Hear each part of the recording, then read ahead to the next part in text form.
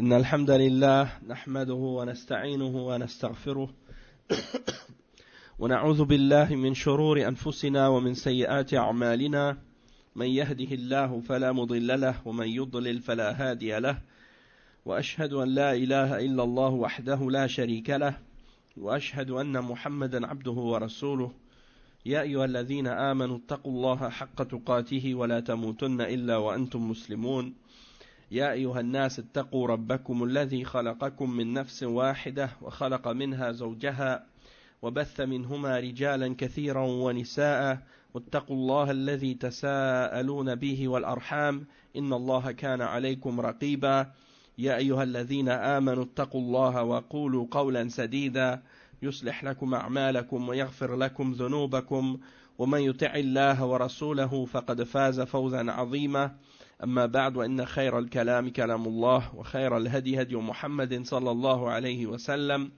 وإن شر الأمور محدثاتها وكل محدثة بدعة وكل بدعة ضلالة وكل ضلالة في النار أما بعد. Donc on commence donc aujourd'hui le cours 50 dans la lecture du tafsir de Surat al-Baqarah de Cheikh Salih al-Fawzan hafidhahullah ta'ala. Et les versets qu'on va expliquer aujourd'hui, c'est les versets de 121 à 123 dans Surat al-Baqarah. Et c'est les versets suivants. Le Cheikh il dit قال الله سبحانه وتعالى الذين آتيناهم الكتاب يتلونه حق تلاوته أولئك يؤمنون به ومن يكفر به فأولئك هم الخاسرون يا بني إسرائيل اذكروا نعمتي التي أنعمت عليكم وأني فضلتكم على العالمين واتقوا يوما لا تجزي نفس عن نفس شيئا ولا يقبل منها عدل ولا تنفعها شفاعة ولا هم ينصرون.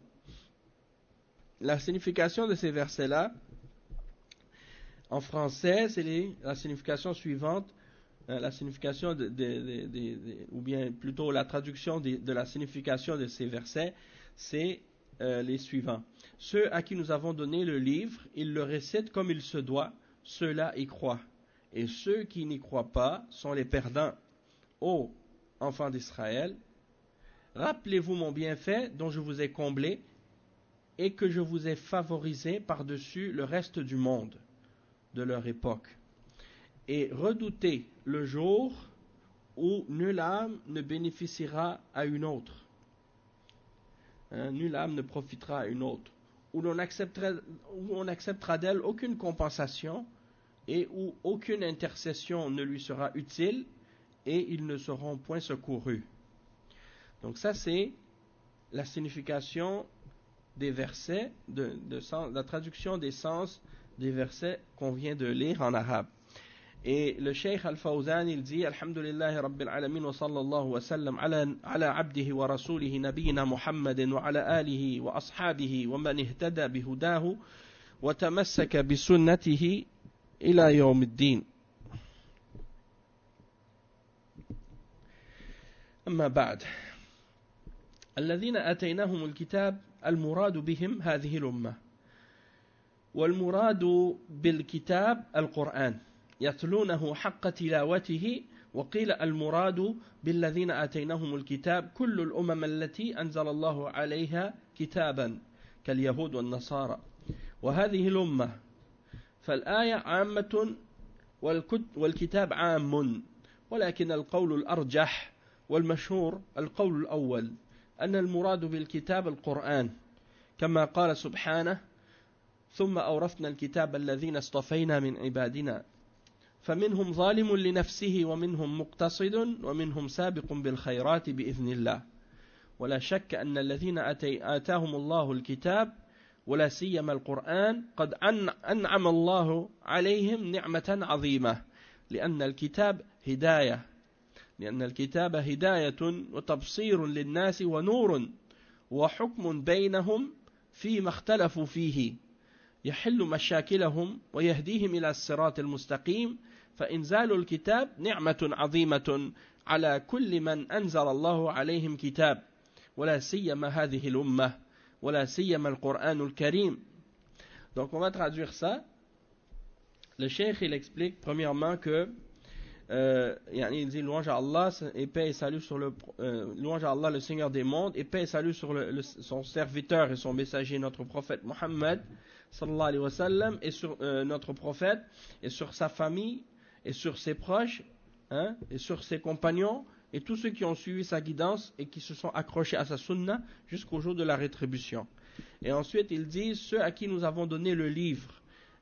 On veut dire ici les musulmans, cette ummah. Et qu'est-ce qu'on veut dire par le livre? C'est le Coran. Yatlunahu haqqa tilawatihi. Ils le lisent, hein, comme il faut. Ils le lisent comme il faut, comme il se doit.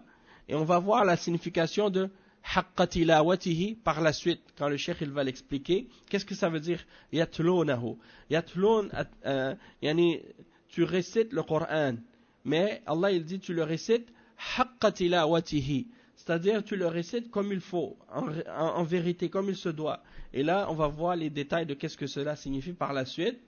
Sinon, ceux qui ont reçu le livre, certains ulama ont dit que ça a rapport avec toutes les nations qui ont reçu un livre précédemment, comme les juifs et les chrétiens, et également cette ummah. Donc, ceux qui ont reçu le livre, toutes les ummahs qui ont reçu un livre, et le livre, c'est tous les livres qui ont été révélés. Mais la position la plus correcte et la plus connue, c'est que le verset parle en particulier du Coran. Et il cite un verset dans Surat Fatir, verset 32, dans Surat Fatir, dans lequel Allah subhanahu wa ta'ala, il dit ce qui signifie.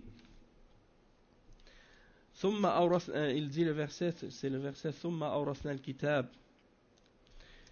C'est le verset 39, hein? Non, on a dit 32. Donc, ok, c'est ça.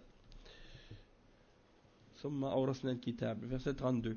Ensuite, nous fîmes hériter du livre ceux de nos serviteurs que nous avons choisis. Il en est parmi eux qui font du tort à eux-mêmes. Donc, Allah, il a divisé les hommes en 3 catégories dans ce verset-là. Ceux qui font du tort à eux-mêmes, hein, qui font des péchés. D'autres qui se tiennent sur une voie moyenne. Hein, ils font ce qui est ordonné, puis ils s'abstiennent de ce qui est interdit, mais ils ne font pas plus. Hein, et d'autres qui, par la permission d'Allah, devancent tous les autres dans les bonnes actions. As-sabiquna bil khayrat. Ça, c'est la 3e catégorie. Et telle est la grâce d'Allah, hein, telle est la grâce infinie. Donc, Allah a fait hériter du livre des serviteurs que Allah a choisis, et parmi eux il y en a qui font du tort à eux-mêmes, d'autres qui sont sur une voie moyenne et d'autres qui dépassent tous les autres dans les bonnes œuvres par la permission d'Allah. Telle est la grâce infinie. Donc ça c'est pour dire qu'il y a des nations qui héritent du livre. Il n'y a pas de doute que ceux à qui Allah a donné le livre, en particulier le Coran, hein, en parlant de cette ummah, eh bien Allah subhanahu wa ta'ala lui a fait une grande grâce, hein, et que le livre c'est une grâce d'Allah. Pourquoi? Parce que dans ce livre, il y a la guidance pour les hommes. Et il y a une lumière pour les éclairer et leur faire voir la vérité. Et en même temps, c'est un juge qui tranche entre eux dans les choses sur lesquelles ils ont divergé. Donc, il y a dedans une guidance et un juge et une lumière. Et ça résout tous les problèmes et les difficultés qui peuvent se présenter à nous dans notre vie. Donc, c'est quelque chose qui nous guide vers le droit chemin. Et Allah subhanahu wa ta'ala, il a donc fait descendre ce livre-là pour nous, et c'est une grande grâce de sa part. Et il dit que tous ceux à qui Allah subhanahu wa ta'ala a fait descendre sur eux un livre, et en particulier cette nation, la nation de l'islam, la ummah, hein, parce que eux ils ont reçu en particulier le Coran, yatlunahu haqqa tilawatihi. Yatlunahu ay yattabi'unahu. Min talahu yatluhu idha tabi'ahu. قال تعالى قال سبحانه وتعالى والشمس وضحاها والقمر إذا تلاها. إذا تلاها يعني تبعها. فالمعنى يتلونه يتبعون ما فيه من الأوامر والنواهي فيفعلون ما أمرهم ويتركون ما نهاهم عنه ويعملون بحكمه أو بمحكمه ويؤمنون بمتشابهه ويحلون حلاله ويحرمون حرامه. فهذا هو معنى يتلونه. Donc, la première signification de qu'est-ce qui est mentionné, du fait que Allah subhanahu wa ta'ala dit, ceux qui ont reçu le livre, ils le récitent comme il se doit. Une des significations, c'est que en réalité, ça ne veut pas dire ils le récitent. Ça veut dire ils le suivent comme il faut, comme il mérite. Comme le livre mérite d'être suivi. Donc ils le suivent correctement et comme il se doit. Pourquoi? Parce que le terme yatlunahu, ça vient du verbe tala yatlu, qui veut dire de suivre. Tabi'ahu en arabe. Et il cite un autre verset dans Surat Al-Shams, les versets 1 et 2, dans lesquels Allah subhanahu wa ta'ala dit wa shamsi wa duhaha wal qamari idha talaha. Donc dans ces versets-là, Allah subhanahu wa ta'ala, il mentionne le soleil. Attends, on va lire la traduction. وَالشَّمْسِ وَضُحَاهَا وَالْقَمَرِ إِذَا تَلَاهَا. Par le soleil et par sa clarté, et la lune quand elle le suit. Et la lune quand elle le suit. إِذَا تَلَاهَا.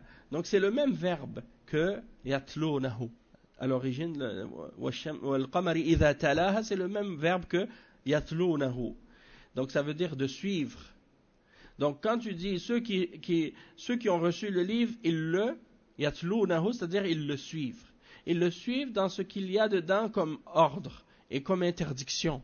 Et ils font ce que Allah subhanahu wa ta'ala leur a ordonné de faire dans le livre. Et ils délaissent ce que Allah subhanahu wa ta'ala leur a interdit de faire. وَيَعْمَلُونَ بِمُحْكَمِهِ. Ce qui est clair et explicite dedans, qui est sans équivoque, ils l'appliquent. Et ce qui est équivoque et qui peut avoir plusieurs interprétations dedans, ils y croient. Et qu'est-ce qui est halal, ils le considèrent comme tel, et ce qui est haram, eh bien, ils le déclarent haram. Et ça, c'est la signification de yatlunahu, c'est-à-dire ils le suivent. En ce qui concerne l'autre signification, il dit وَقِيلَ الْمُرَادُ يَتْلُونَهُ أي يَقْرَؤُونَهُ بِتَدَبُّرٍ وَتَفَهُّمٍ ولا شك أن هذا مطلوب أيضا لأن ذلك وسيلة لاتباعه والعمل به وكلا المعنيين مقصود والله أعلم. Donc l'autre signification de yatlunahu, c'est que ça veut dire qu'il le récite avec réflexion, avec compréhension. Il cherche à méditer sur ses sens. Donc, il n'y a pas de doute que ça aussi, c'est quelque chose qui est exigé de notre part. De le lire et de le comprendre et d'essayer de comprendre sa signification et de réfléchir sur ses sens. لأن ذلك وسيلة لاتباعه والعمل به. Donc, il n'y a pas de doute que ça, si tu le récites avec compréhension et en essayant de réfléchir sur sa signification, ça, ce sera pour toi un moyen de le suivre correctement et de le mettre en application. Donc, les deux significations sont voulues. La première qui est de le suivre et la deuxième qui est de le réciter avec réflexion. Wallahu a'lam. Et le cheikh il dit ensuite haqqa tilawatihi. Qu'est-ce que ça veut dire haqqa tilawatihi? Il dit ليس المراد أنهم يقرؤونه بمجرد قراءة ويحسنون به أصواتهم ويجودون حروفه ويقرؤونه بإتقان من ناحية التجويد ومن ناحية الضبط ويتفننون في قراءته بالقراءات الثابتة. هذا لا يكفي. مجرد القراءة والتغني به وتحسين الصوت به هذا لا شك أنه طيب ولكنه ليس المقصود، ليس هو المقصود. هذه وسيلة إلى تدبره ووسيلة إلى العمل به. Donc le cheikh il dit que quand on dit de le réciter comme il se doit, correctement, ça ne veut pas dire seulement de le réciter selon les règles de tajwid et de embellir notre voix en le récitant et en le psalmodiant avec une belle voix selon les règles de la récitation, en respectant les règles comme certains par exemple qui vont embellir leur voix, qui vont le réciter avec une belle façon, et ainsi de suite. C'est une partie de la récitation, et c'est un moyen qui peut nous aider à, disons, réfléchir sur sa signification et le mettre en application. Mais c'est pas ça le but. C'est pas ça le vrai objectif de la récitation. Le cheikh il dit amma man yaqra'uhu mujarrada qira'atin wa tajwid min ghayri amalin min ghayri an ya'mala bihi wa yuqimu hududahu innama yuqimu hurufahu ولكنه لا يقيم حدوده ولا يعمل به فهذه قراءة غير مجدية ولا نافعة كالذين يتخذون قراءة القرآن حرفة يتأكلون بها فيقرؤونه في المآتم والمحافل والإذاعات ولكنهم لا يعملون به فهؤلاء لا يستفيدون من تلاوتهم للقرآن ولا يتجاوز القرآن حناجرهم كما وصفهم النبي صلى الله عليه وسلم. هذا معنى حق تلاوته. حق التلاوة هو العمل به والتقيد بحدوده والعمل بأوامره وتجنب ما نهى عنه. هذا حق تلاوته. هذا حق التلاوة. Donc il dit que c'est pas juste de lire les lettres حق التلاوة. C'est pas ça la signification de حق تلاوته. De le réciter avec tajwid, sans le mettre en application, sans établir ses peines et ses limites, sans se limiter à ce qui est interdit dedans. De lire les lettres, c'est bien, mais c'est pas ça le but et l'objectif. Le but, c'est de le mettre en application. Donc, si tu le lis, tu le récites bien, avec une belle voix, mais que tu l'appliques pas, ça, c'est pas suffisant. C'est pas bénéfique. Comme ceux, par exemple, qui utilisent le Coran comme un gagne-pain. Pour gagner leur vie, ils mangent avec ça. Il y en a des gens, ils s'assoient comme ça. Il y a des frères qui m'ont expliqué ça dans certains pays musulmans. Les gens qui récitent le Coran, ils sont hafiz Coran, ils s'assoient sur les places publiques en train de fumer la cigarette ou fumer la chicha. Ils attendent que quelqu'un vienne pour les engager pour réciter le Coran, soit pour un décès ou soit pour une occasion, ou bien à la radio, ils récitent le Coran, mais dans leur vie de tous les jours, ils ne le mettent pas en application. Ils ne pratiquent pas le Coran. Ils ne pratiquent pas la Sunna. Donc, ils ne vivent pas qu'est-ce que l'islam enseigne dans leur vie de tous les jours. Ils font seulement le réciter comme ça, comme si c'est quelque chose qu'ils ont appris comme ça par cœur. Et ils le récitent avec une très belle voix. Ils respectent les règles de tajwid, mais ça ne dépasse pas leur gorge. Ça ne dépasse pas leur gorge parce que ils n'ont pas mis cette récitation-là en application dans leur vie, et ils ne comprennent pas qu'est-ce qu'ils récitent non plus, parce qu'ils ne font que lire les lettres sans avoir étudié le tafsir, sans avoir étudié qu'est-ce qui est dedans comme aqida, comme fiqh, comme tafsir, et ainsi de suite. Et ils ne le mettent pas en application. Donc le cheikh dit أولئك يؤمنون به يعني أولئك هذا اسم إشارة للبعيد والمراد بذلك علو منزلتهم حيث أشار إليهم إشارة البعيد لعلو منزلتهم ورفعتهم عند الله سبحانه وتعالى يؤمنون به يعني يؤمنون بالقرآن فمن تلاه حق تلاوته فقد آمن به وهذا فيه دليل على أن الأعمال من الإيمان وأن التلاوة لأن التلاوة عمل ووصف الله الذين يتلون القرآن حق تلاوته أنهم يؤمنون بهذا يؤمنون به فهذا دليل على أن العمل إيمان العمل إيمان.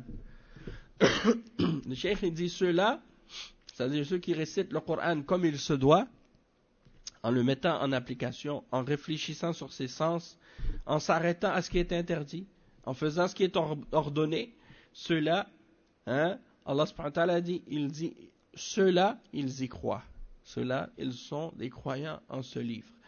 Et le terme le pronom qui est employé pour dire ceux-là, En arabe, c'est ulaika. Et en arabe, quand tu utilises ulaika, c'est pour désigner ce qui est loin. C'est ce qui est loin. Donc tu vas dire haoula, ça c'est pour ceux qui sont proches. Ulaika, c'est pour ceux qui sont là-bas. C'est comme si tu dis ceux-ci et tu dis ceux-là. Hein? Ceux-ci, c'est ceux qui sont proches. Ceux-là, c'est ceux qui sont loin. Et pourquoi Allah subhanahu wa ta'ala, il utilise le pronom ou l'article pour dire ceux qui sont loin? C'est pour désigner le degré élevé dans lequel ils sont auprès d'Allah subhanahu wa ta'ala. En voulant dire que ceux-là sont très hauts et très élevés auprès d'Allah subhanahu wa ta'ala dans leur degré, dans leur foi, dans leur piété. Ulaika yu'minuna bihi. Ceux-là, ils y croient, c'est-à-dire ils croient au Coran. Parce qu'ils ont établi réellement sa récitation en le mettant en application. Et ça, c'est la preuve que les actions font partie de la foi. Puisque Allah subhanahu wa ta'ala décrit ceux qui le récitent comme il faut et qui le mettent en application comme étant des croyants. C'est la preuve que l'action fait partie des croyants parce que la récitation est une action. Et donc ceux qui le récitent comme il faut, ils sont croyants, donc c'est la preuve que la foi, les actions font partie de la foi et les actions sont de la foi. Ensuite il dit وَمَنْ يَكْفُرْ بِهِ وهذا مقابل الذين يؤمنون به يقابلهم من يكفر به والذين يكفرون بالقرآن أنواع فمنهم من يكفر بالقرآن بمعنى يجحد أنه من الله عز وجل ويقول هذا إنما هو قول البشر أو يقول هذا أساطير الأولين اكتتبها أو يقول هذا كلام محمد افتراه هؤلاء كفروا بالقرآن بمعنى جحدوا نزوله من الله سبحانه وتعالى. Donc le cheikh il dit ensuite la suite du verset, Allah subhanahu wa ta'ala il dit après avoir dit ceux-là ils y croient, ceux qui le récitent comme il se doit, ceux-là ils y ont cru, ils ont cru au Coran. Et celui qui refuse d'y croire ou qui renie la foi en le Coran, ça c'est par opposition à ceux qui sont croyants. Donc ceux qui sont l'opposé de ceux qui sont croyants, c'est ceux qui refusent d'y croire. Et le fait de renier la foi en le Coran, ça se manifeste de différentes façons. Parmi ceux qui refusent de croire au Coran et qui renient la foi en le Coran, il y a ceux qui refusent d'y croire dans le sens qu'ils renient le fait que ce livre-là vient d'Allah. C'est-à-dire, ils refusent d'admettre que le Coran vient d'Allah subhanahu wa ta'ala. Il y en a d'autres qui disent, par exemple, que ce sont des contes des anciens, des histoires anciennes. Il y en a d'autres qui disent c'est la parole d'un homme. Il y en a d'autres qui disent c'est des contes anciens qu'il s'est fait écrire.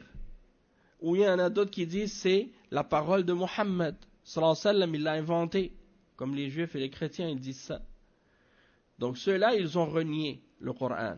Dans le sens qu'ils ont renié la révélation du Coran pour le prophète Mohammed sallallahu alayhi wa sallam et du fait que ce livre, il vient d'Allah.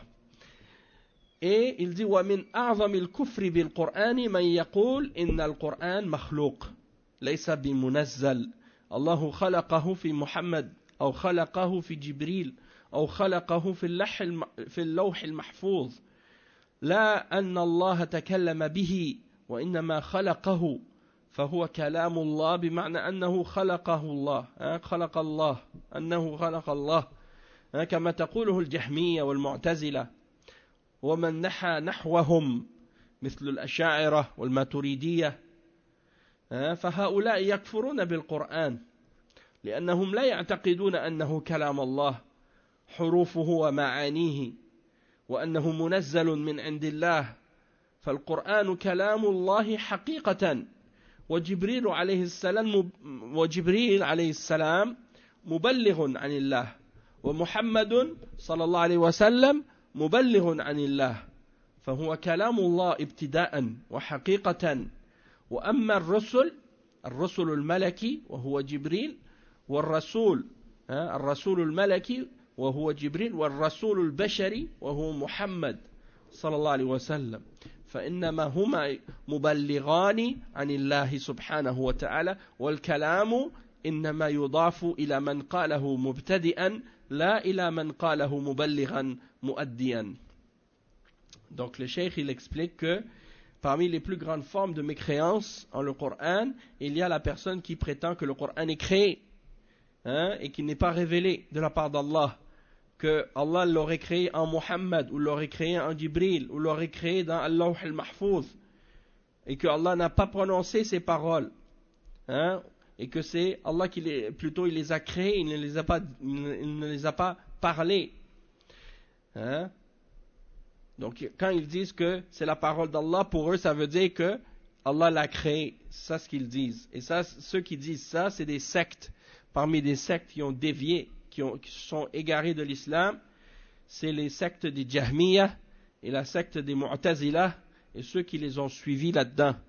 Comme par exemple les Asha'ira et les Maturidiyya qui ont cette tendance-là aussi. Donc ces gens-là, en réalité, ils ont renié le Coran. Parce qu'ils ne croient pas que le Coran est la parole d'Allah dans son texte et dans ses sens.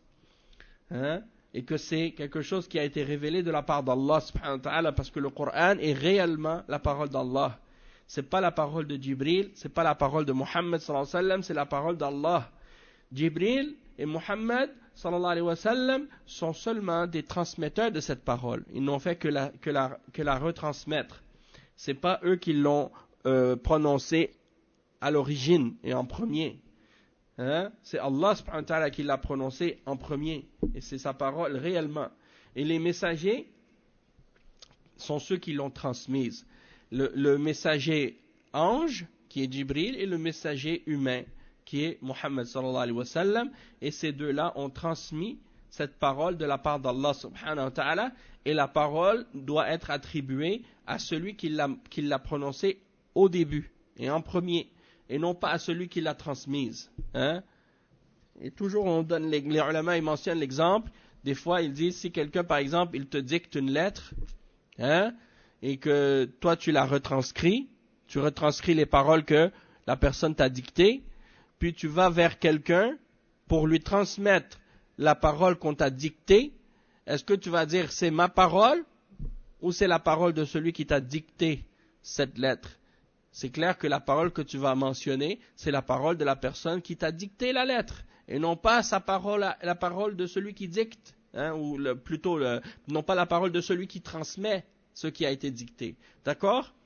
Donc, celui qui a dicté la parole en premier, le Coran, c'est Allah, subhanahu wa ta'ala, c'est sa parole à lui.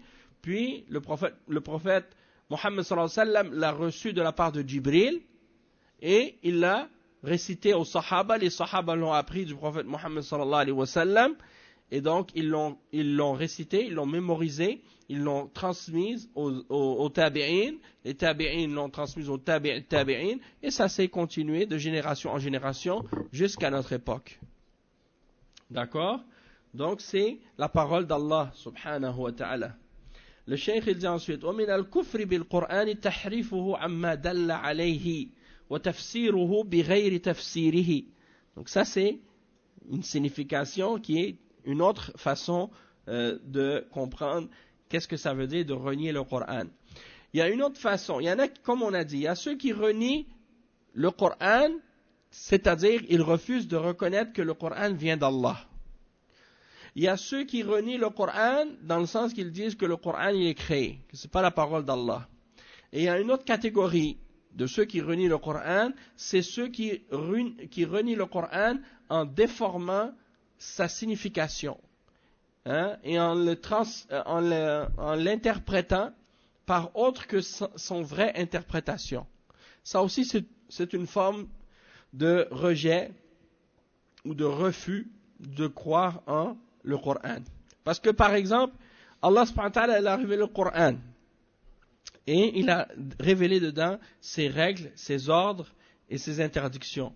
Toi tu viens puis tu déformes le sens, tu transformes le sens, et tu dis des choses différentes de ce que Allah a dit réellement. Alors ça veut dire que tu n'as pas réellement cru au Coran, puisque tu le déformes et tu l'interprètes d'une manière qui est falsifiée. Tu falsifies son sens. Donc c'est une forme de rejet du Coran aussi. Et ça, il y a beaucoup de gens à notre époque qui essaient de faire ça.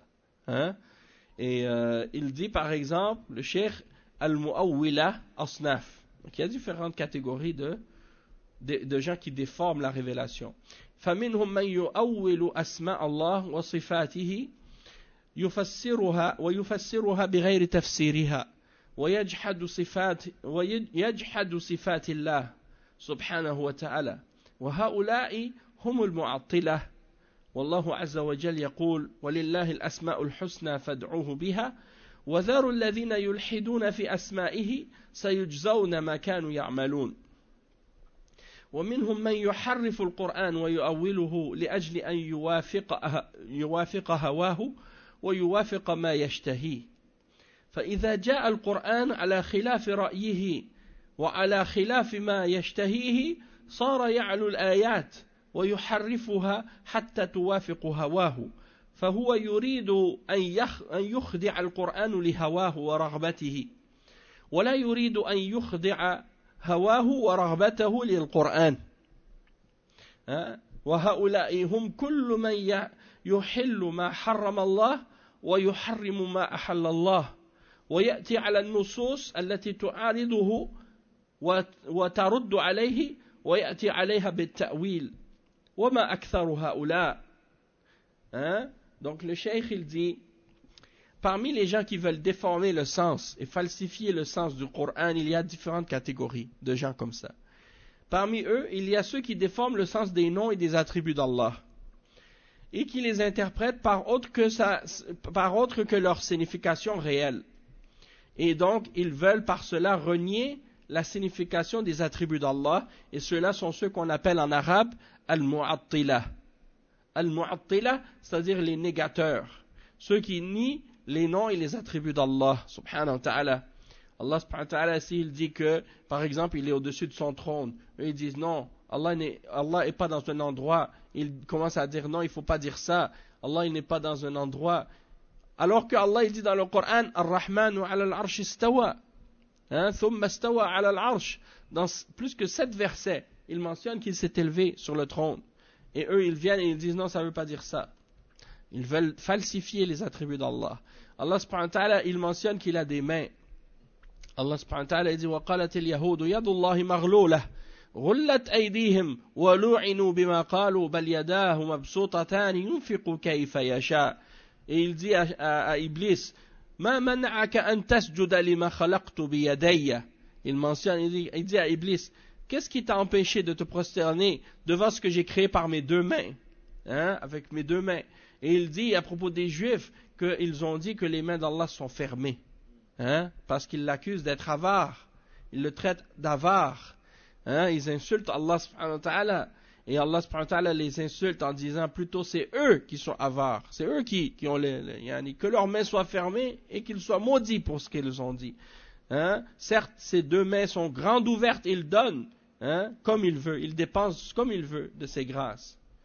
Et il mentionne à propos de ces versets, à propos du fait qu'il a créé Adam avec sa main, quand il a ordonné à Iblis de se prosterner devant Adam, et Iblis il a refusé, et il lui a dit qu'est-ce qui t'empêche de te prosterner devant ce que j'ai créé de mes deux mains? C'est la preuve que Allah subhanahu wa ta'ala il a des mains. Et eux les mubtadi'a, parmi les jahmi, les mu'tazila et ceux qui les ont suivis comme les asha'ira et les maturidiyya, ils disent non, il ne faut pas dire que Allah il a une main. La main ça veut dire la force, ou la main ça veut dire la puissance, ou la main ça veut dire la grâce. Quoi, Allah il a deux forces? Allah il a deux grâces?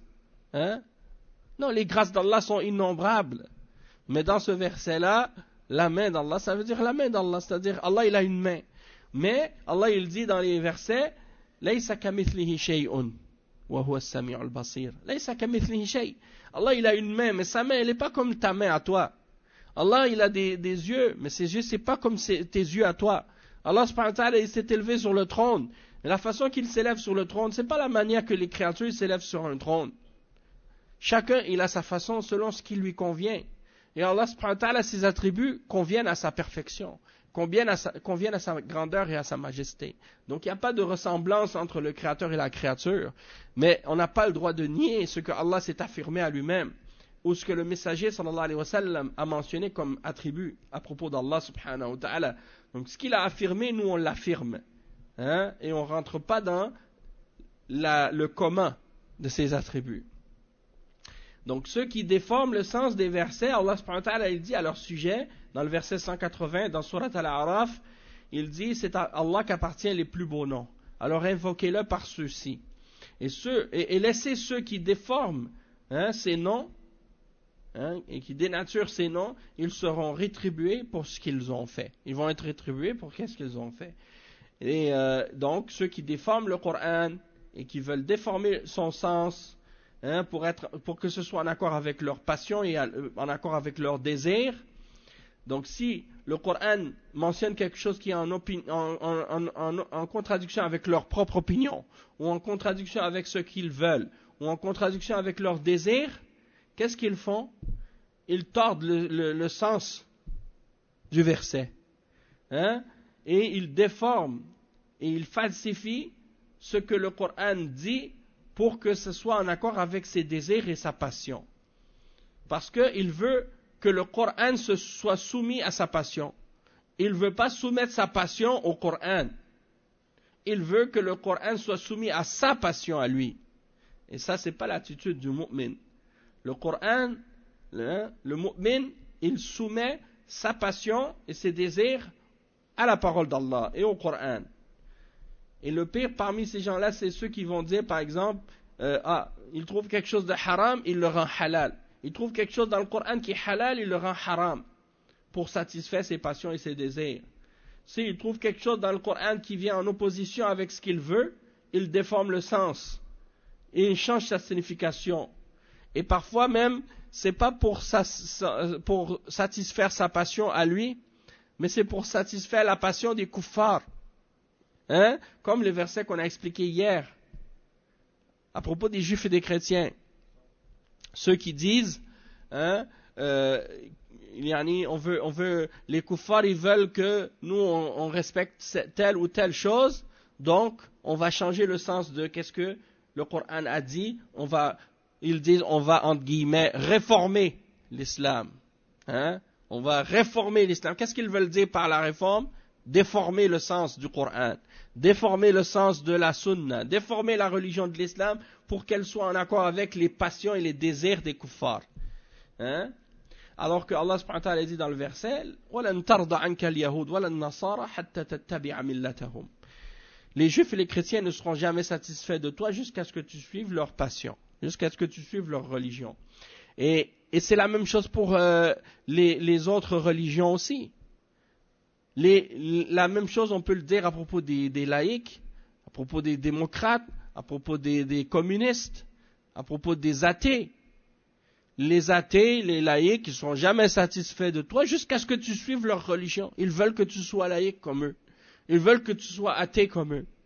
Ce n'est pas juste les juifs et les chrétiens qui veulent ça de la part des musulmans. Même les athées, ils veulent ça des musulmans. Même les kuffars, tous les kuffars, ils veulent ça des musulmans.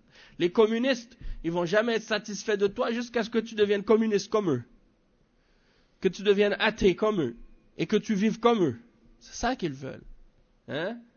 Et justement, tout à l'heure, j'étais à la maison avant la Jumu'ah. Je suis tombé sur un truc. Et quand j'ai lu ça, j'ai dit, mais subhanallah. C'est grave. Ils parlent de la laïcité pour la religion et la laïcité. Qu'est-ce qu'ils disent? Ils disent, ça c'est des gens qui veulent se présenter comme par exemple pour des élections.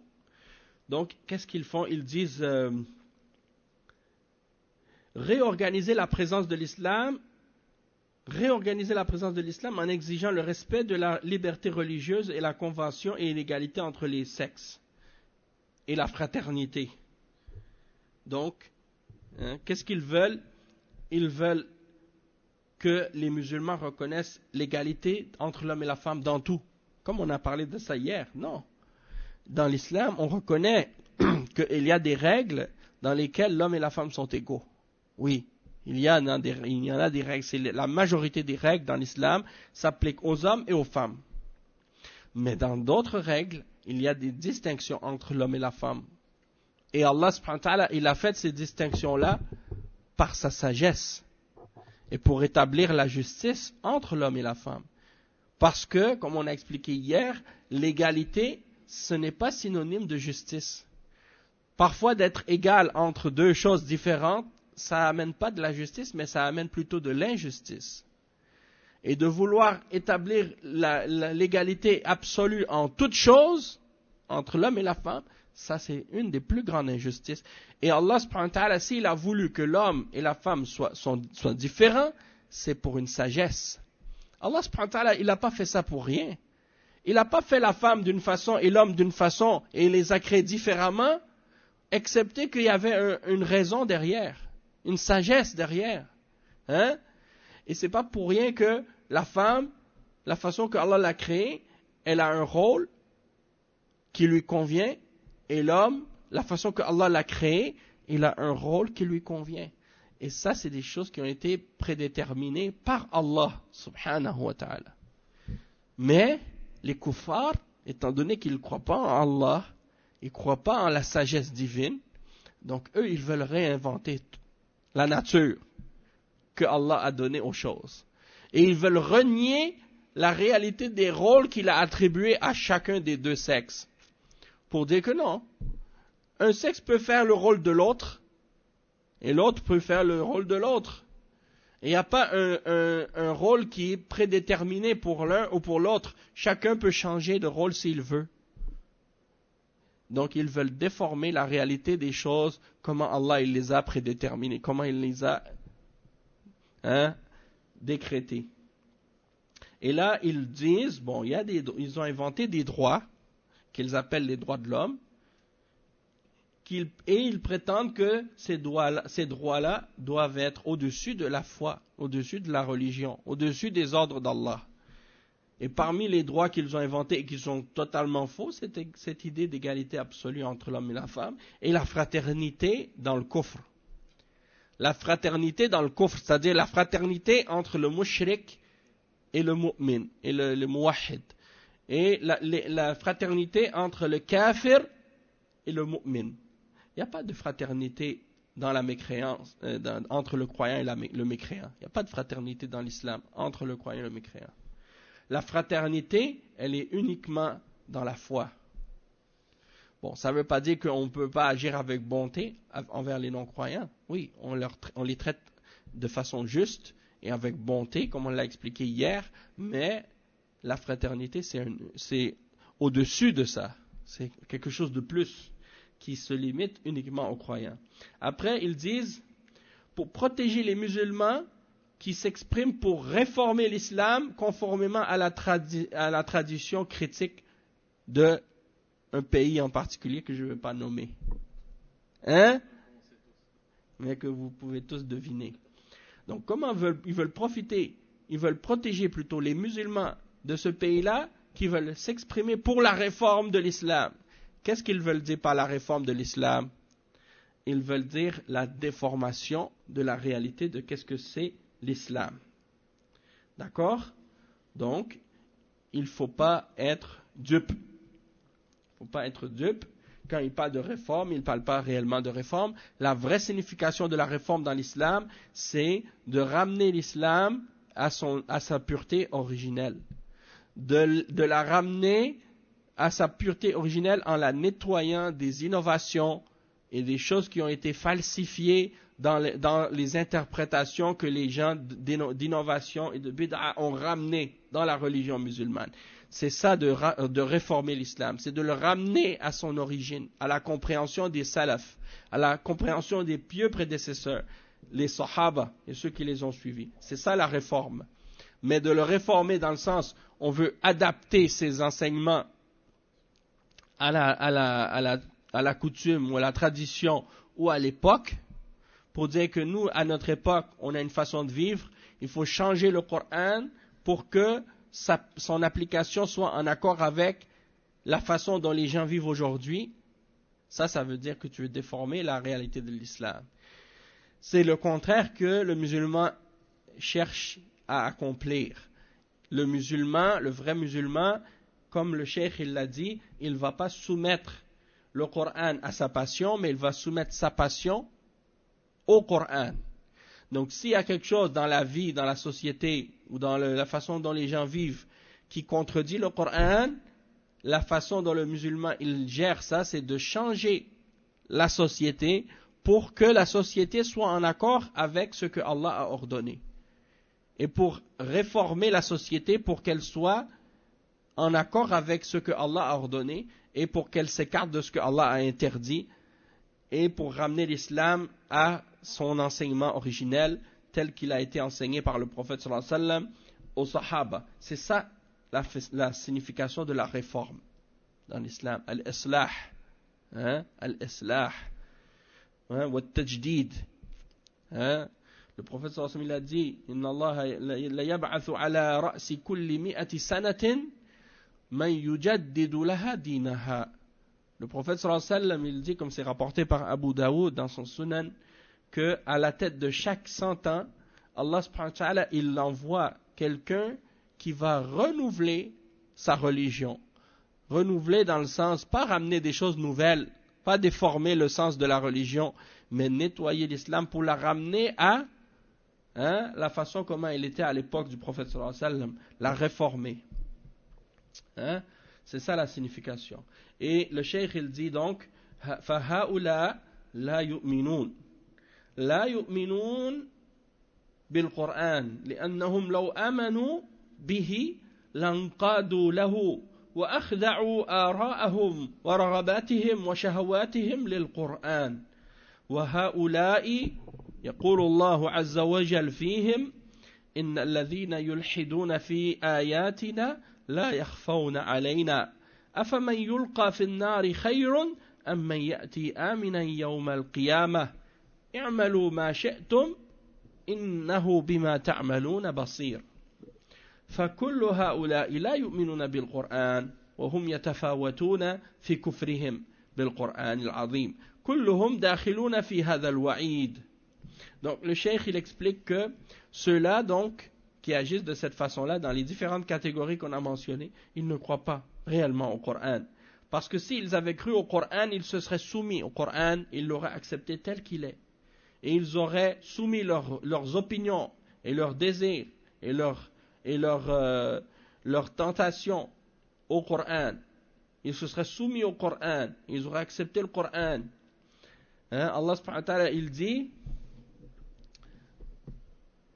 ceux qui veulent dénaturer nos versets, ils ne nous échappent pas. Ils ne peuvent pas s'échapper de nous. Est-ce que celui qui sera jeté dans le feu de l'enfer est mieux ou celui qui vient en sécurité au jour de la résurrection? Faites ce que vous voulez. I'malu ma shi'tum innahu bima ta'maluna basir. Faites ce que vous voulez. Mais Allah subhanahu wa ta'ala, il voit tout ce que vous faites. Donc tu peux faire ce que tu veux, mais à la fin, tu auras des comptes à rendre. Donc tous ceux-là, c'est des gens qui ne croient pas réellement au Coran. Les différentes catégories qu'on a mentionnées, et leurs degrés sont différents dans le kufr, vis-à-vis du Coran. Mais ils sont tous sous la menace de ce qui est mentionné dans le verset. وَمَنْ يَكْفُرْ بِهِ فَأُولَٰئِكَ هُمُ الْخَاسِرُونَ. وَمَنْ يَكْفُرْ بِهِ فَأُولَٰئِكَ هُمُ الْخَاسِرُونَ.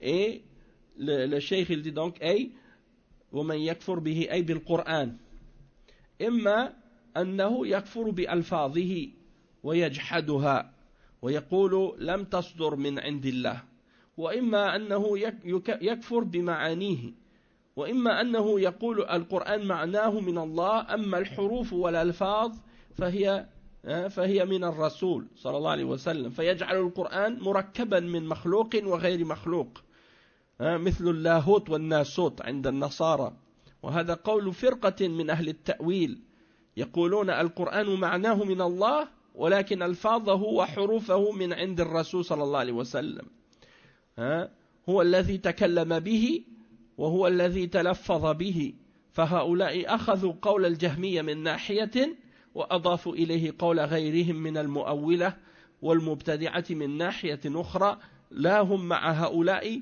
ولا هم مع هؤلاء.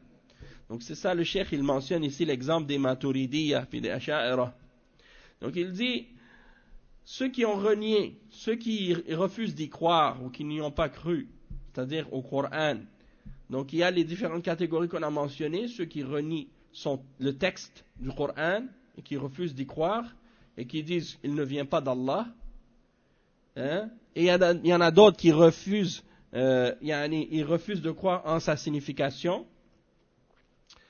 Soit qu'ils disent par exemple le Coran, sa signification vient d'Allah, mais le texte et les lettres viennent du messager. Hein? Ça c'est eux, ça c'est les Asha'ira et les Maturidiyya, c'est ce qu'ils disent. Ils disent la signification vient d'Allah. Ça c'est le Coran pour eux, c'est la signification, c'est le Coran, mais les lettres qu'on récite et les mots, le texte, ça vient du messager, sallallahu alayhi wa sallam. Donc, pour eux, le Coran est composé de deux parties, une partie qui est créée, l'autre qui n'est pas créée. Qu'est-ce qui est créé pour eux? C'est les lettres et le texte. Et qu'est-ce qui n'est pas créé? C'est la signification.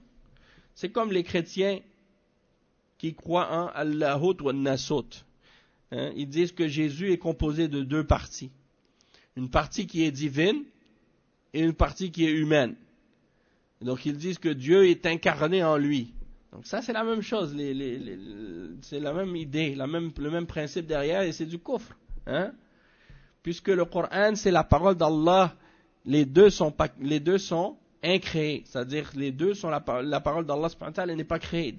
Ni sa signification est créée, ni son texte et les lettres sont créées. Et quand on parle des lettres et du texte, on ne parle pas de l'encre. Hein, de l'encre qui est utilisée pour le transcrire ou du papier sur lequel il est écrit. Mais on parle de qu'est-ce qui est récité, hein, de qu'est-ce qui est lu.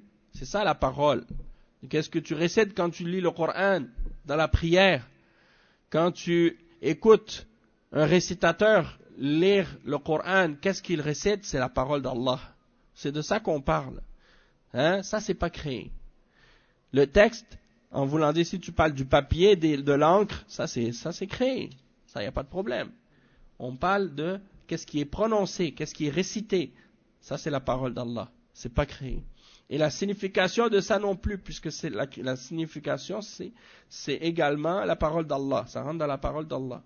Et ça, c'est pas créé. Ceux qui croient que ça, c'est créé, alors ça, c'est, comme on l'a dit, c'est une forme de rejet de la foi en Allah. Et les salafs, ils ont déclaré ces gens-là kuffar. Les Jahmiya, ils les ont tous déclarés kuffar. Et donc ceux qui disent une partie du Coran est créée, c'est les lettres, et la signification, ça c'est le Coran, c'est pas créé. Ils ont divisé la chose en deux. Une partie, ils disent ça vient d'Allah, et l'autre partie, ça vient du messager. Hein? Ça c'est une forme d'égarement aussi. Ils ont pris une partie de la parole des Jahmiya, puis ils y ont rajouté une partie de qu'est-ce que les gens de la Sunna disent, puis ils le déforment. Ils déforment le sens du Coran de la manière des Mubtadi'a. Donc tout ça c'est de l'égarement. D'un côté ils sont ni avec les gens de la Sunna, et d'un autre côté ils sont pas avec les gens de la Bid'a. Donc ils essaient de mélanger la bid'a et la sunna ensemble, et ils ont ramené cette innovation et cet égarement de dire que la lettre du Coran est créée, mais le sens ça vient d'Allah. Donc ça c'est une autre forme de reniement du Coran. Après le cheikh dit wal wajib fi al-Qur'an an nu'mina bi annahu كلام الله حقيقة وأن الله تكلم به وأنزله على رسوله محمد صلى الله عليه وسلم بواسطة جبريل. قل من كان عدو لجبريل فإنه نزله على قلبك بإذن الله. ويقول تعالى نزل به الروح الأمين على قلبك لتكون من المنذرين بلسان عربي مبين. ليس كلام الله المعاني دون الحروف ولا الحروف دون المعاني. هذا هو القرآن. هذا هو الإيمان به، أن نعتقد أن القرآن كلام الله منزل غير مخلوق منه بدأ وإليه يعود، وهذا من أصول العقيدة. أما من يتلاعب بهذه المسألة فإنه ممن يكفر بالقرآن ومن يكفر به فأولئك هم الخاسرون بمعنى أنهم فقدوا السعادة في الدنيا والآخرة خسروا دينهم وخسروا دنياهم وخسروا آخرتهم والعياذ بالله وحصر الخسران فيهم فقال أولئك هم الخاسرون أي لا أحد أشد خسارة منهم لأنهم شدوا على أنفسهم طريق الربح وهو الإيمان بالقرآن والعمل به والاهتداء بهداه وتجنب ما نهى عنه لأنه لا طريق للفلاح إلا بهذا القرآن لأنه حبل الله المتين فإما يأتينكم مني هدى فمن تبع هداي فلا يضل ولا يشقى ومن أعرض عن ذكري فإن له معيشة ضنكا ونحشره يوم القيامة أعمى قال ربي لما حشرتني أعمى وقد كنت بصيرا قال كذلك أتتك آياتنا فنسيتها وكذلك اليوم تنسى. Donc le cheikh il dit que l'obligation vis-à-vis du Coran c'est d'y croire que c'est la parole réelle d'Allah et que Allah a réellement prononcé cette parole et qu'il l'a fait descendre sur le prophète Mohammed sallallahu alayhi wa sallam par l'intermédiaire de Jibril alayhi salam, comme Allah subhanahu wa ta'ala dit dans le Coran, le verset 97 dans Surat al-Baqarah, dit celui qui est l'ennemi de Jibril, sache que c'est Allah qui l'a fait descendre sur ton cœur par sa permission. Et le verset 193 à 195 dans Surat Ash-Shu'ara, dans lequel Allah subhanahu wa ta'ala dit c'est l'ange fiable, l'ange honnête, l'ange de confiance qui est descendu avec, c'est-à-dire Jibril, sur ton cœur pour que tu sois du nombre des avertisseurs dans une langue arabe claire. Donc c'est pas la parole d'Allah, c'est pas la parole de Muhammad sallallahu alayhi wa sallam, c'est la parole d'Allah. Et il dit c'est pas la parole d'Allah, c'est pas la signification sans le texte, et c'est pas le texte sans la signification. Non, le tout c'est le Coran, c'est la parole d'Allah, c'est les deux ensemble, le texte et la signification qui est la parole d'Allah subhanahu wa ta'ala. Et il est parti d'Allah, le Coran il est venu d'Allah, c'est lui qui l'a prononcé à la base et c'est vers lui qu'il va revenir au jour de la résurrection. Avant la fin des temps, Allah subhanahu wa ta'ala va reprendre sa parole. Il ne restera plus rien du Coran sur la terre lorsque le jugement dernier va être établi. Tout ce qui est écrit dans le Mus'haf, dans les livres du Coran, vont s'effacer. Les pages du Coran vont devenir blanches. Et tous ceux qui l'avaient mémorisé, Allah va l'enlever de leur cœur, c'est le Coran, oui. Il ne restera plus rien du Coran lorsque le jugement dernier va être établi. Allah va faire remonter le Coran vers lui à la fin des temps. Et ça c'est pour dire que c'est de lui que cette parole-là vient et c'est vers lui qu'elle retourne. Et c'est ça la aqidah d'Ahl Sunnati wal Jama'a au sujet du Coran. Tandis que ceux qui veulent jouer avec ça, ils font partie de ceux qui ont renié le Coran. Et celui qui renie le Coran, ceux-là sont les perdants. Dans le sens qu'ils ont perdu le bonheur dans cette vie d'ici-bas et dans l'au-delà, et ils ont perdu leur religion, et ils ont perdu leur au-delà, et le pire c'est, bien entendu, le fait qu'ils ont perdu leur au-delà, wal'iyadhu billah, et Allah subhanahu wa ta'ala a restreint la perte et la perdition en eux, en disant, comme si en voulant dire, ceux-là, ce sont eux les perdants. Comme si en voulant dire qu'il n'y a pas d'autres perdants excepté eux. Et il n'y a pas de doute que la perdition, elle est en eux. Parce qu'ils se sont fermés la porte du profit et de la foi en le Coran et en les bonnes œuvres. Et ils ont fermé la porte au fait d'être guidés par la guidance de ce qui est mentionné justement dans ce Coran.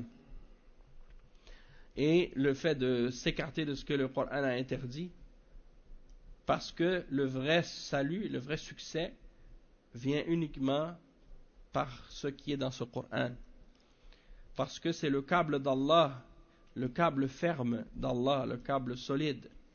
Allah subhanahu wa ta'ala, il mentionne c'est dans Surat Taha, le verset 223 à 226. Surat Taha, le verset 223 à 226. Allah subhanahu wa ta'ala, il dit dans ces versets-là, j'ai dit 223, c'est pas 223, c'est 123 à 126. Allah subhanahu wa ta'ala dit ce qui signifie, il dit,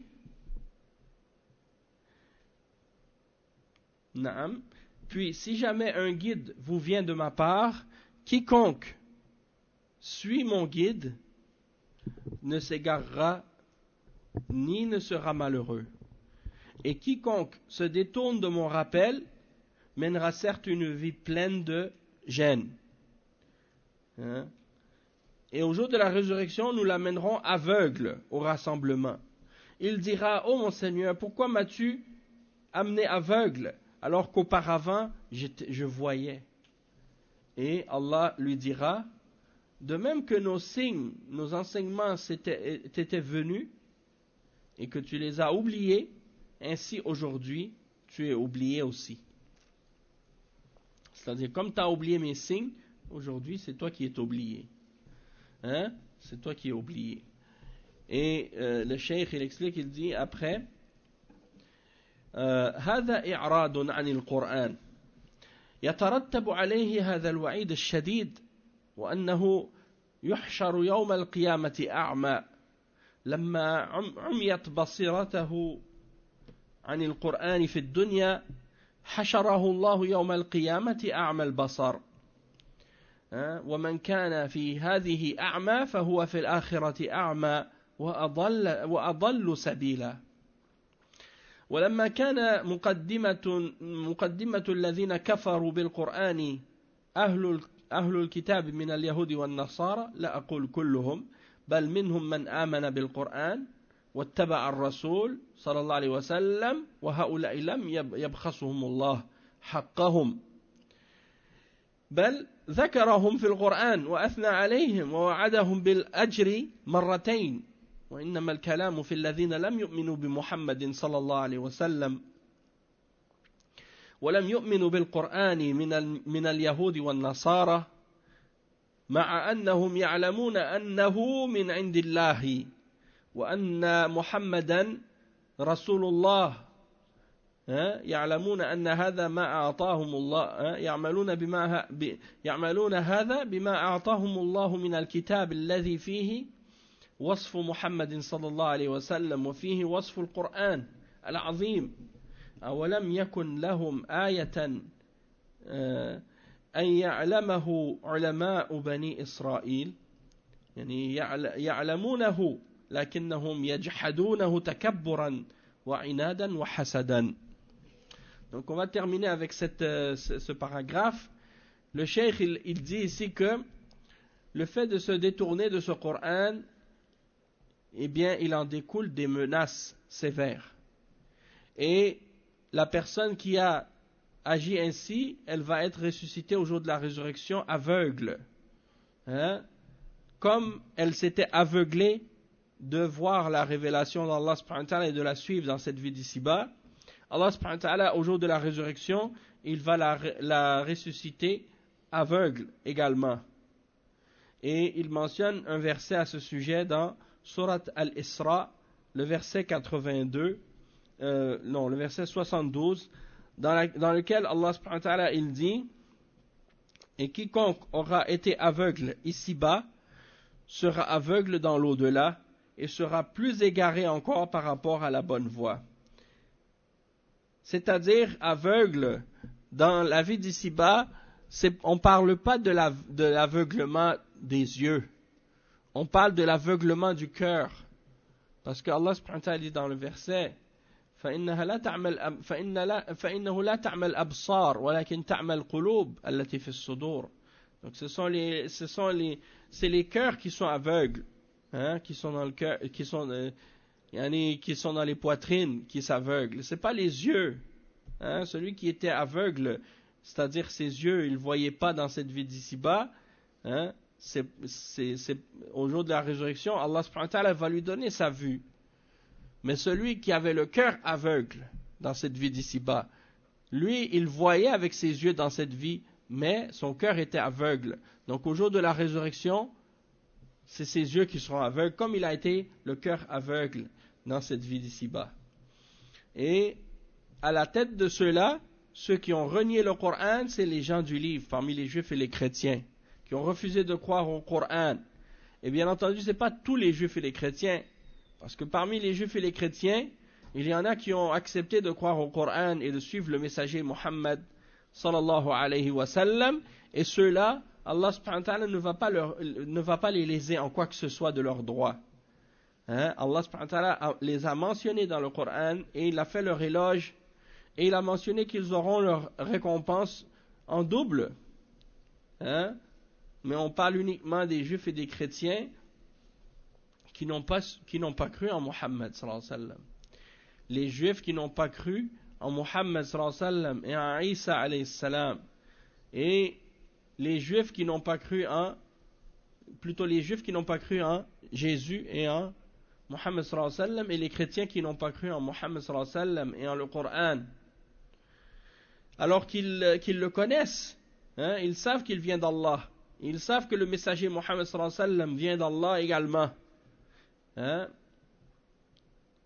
Ils savent que Muhammad sallallahu alayhi wa sallam, c'est le messager réel qui est envoyé par Allah subhanahu wa ta'ala, et que Allah lui a donné un livre, hein, dans lequel, c'est-à-dire les juifs, ils ont un livre aussi dans lequel il y a la description du prophète Muhammad sallallahu alayhi wa sallam, mais ils refusent de le suivre, ils refusent d'y croire, et ils citent le verset 197 dans Surat al-Baqarah, dans Surat al-Shu'ara.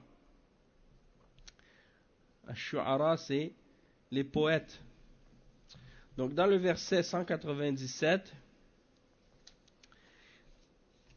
Allah subhanahu wa ta'ala mentionne les savants de Bani Israël qui connaissent la vérité, qui connaissent le Coran, mais qui refusent d'y croire. Le verset dans lequel Allah subhanahu wa ta'ala dit ce qui signifie: n'est-ce pas pour eux un signe que les savants des enfants d'Israël le sachent, hein, ou le connaissent? أَوَلَمْ يَكُنْ لَهُمْ آيَةٌ أَنْ يَعْلَمَهُ عُلَمَاءُ بَنِي إِسْرَائِيل. C'est-à-dire, est-ce que ça c'est pas un signe pour eux que les ulama de Bani Israël le connaissent? C'est-à-dire, ils le connaissent, mais ils refusent d'y croire, parce qu'ils le renient par arrogance et par jalousie et par obstination, hein, ils refusent de l'accepter. Donc on va s'arrêter ici pour aujourd'hui, puis demain on continuera l'explication bi'idhnillah de ce tafsir, puis en même temps on va expliquer demain kitab, le sharh de Aqidatu Ahl Sunnati wal Jama'a de Cheikh Mohammed ibn Salih al-Uthaymin, comme on le fait d'habitude le samedi et dimanche. D'accord? Donc on s'arrête ici pour aujourd'hui. Inch'Allah, subhanakallah wa bihamdik, ashhadu an la ilaha illa anta astaghfiruka wa atubu ilayk. Wa sallallahu wa sallam ala nabiyyina Muhammad wa ala alihi wa sahbihi ajma'in. Wassalamu alaykum wa rahmatullahi wa barakatuh.